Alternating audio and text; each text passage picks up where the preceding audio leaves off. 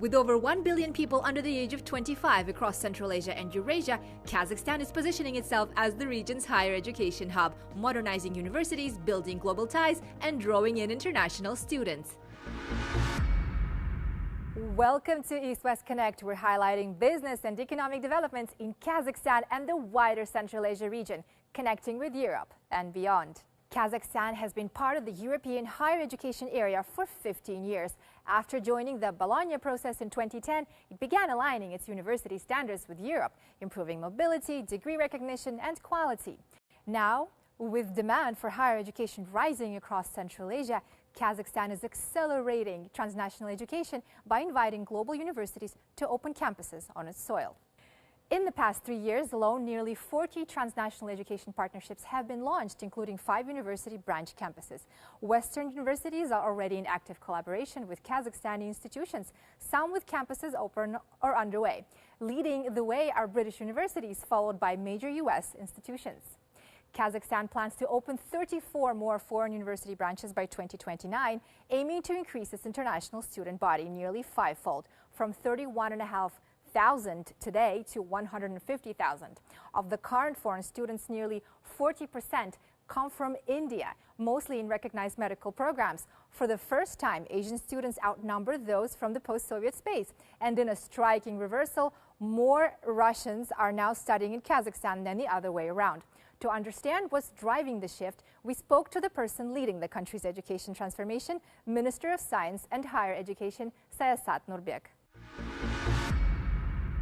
So we had very clear vision. One, bringing good big partnerships, and then try to attract as many foreign students as possible. Second, research is becoming huge on our agenda.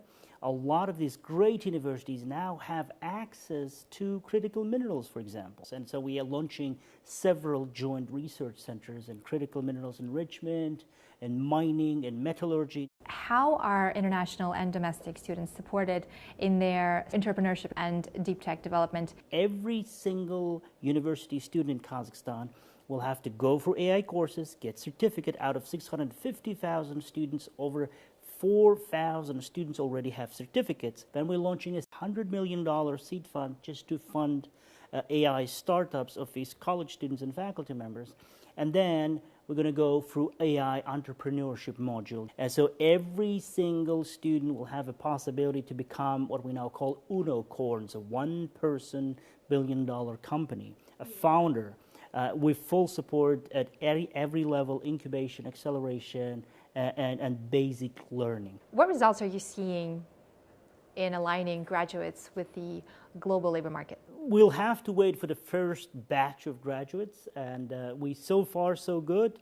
We have Nazarbayev University, we have De Montfort University, and their graduates are really good quality. I mean, I would say they comply with any international demand. About 70% of these students, they go and hired by international companies, global companies, big four companies.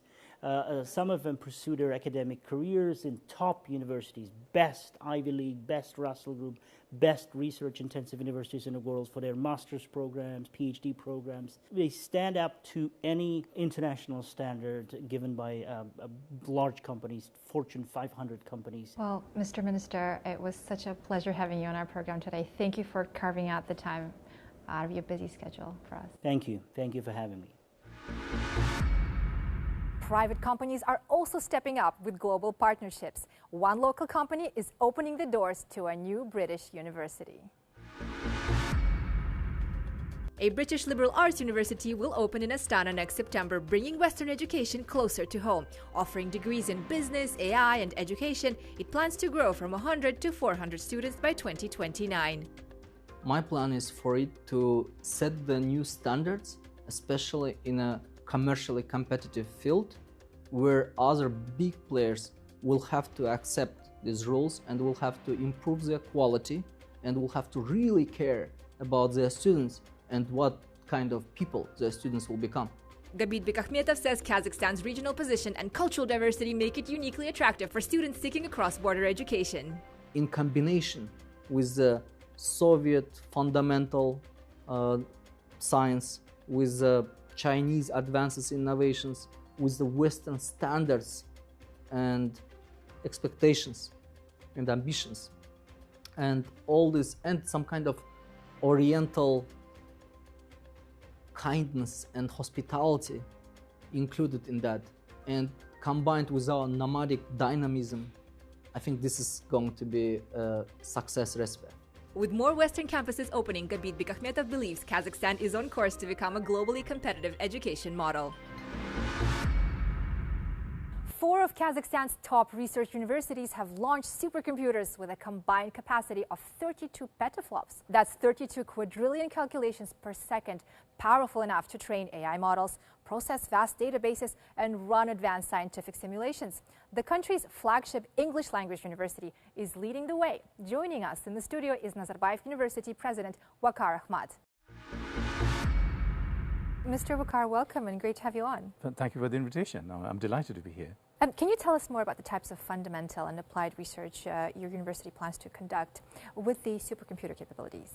Prime example is the development of Cazaquistão, and as we develop further, we would need even greater computing power in order to do that. If you think that the basic model which was developed, the Cazaquistão, is largely text-based. So Cazaquistão was a basic model. We're now building on it.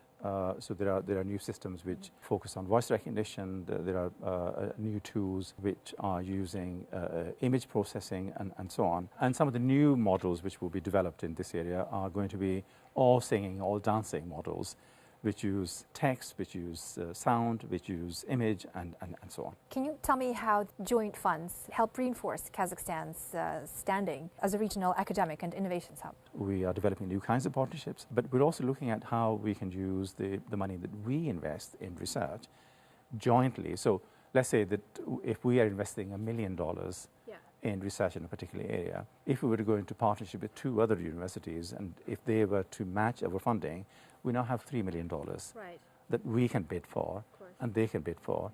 But it also has the inbuilt advantage of collaborative research, which would be of higher quality. It would get published in more prestigious journals. More people will use it. It would enhance the reputation of the university and the reputation of the country. And it would also address fundamental questions which face, whether they face the economy, whether they relate to climate change, whether they relate to international relations, and so on. Thanks so much for being with us today. It's a pleasure. Thank you. Bye for now, and join us in the next episode of East-West Connect.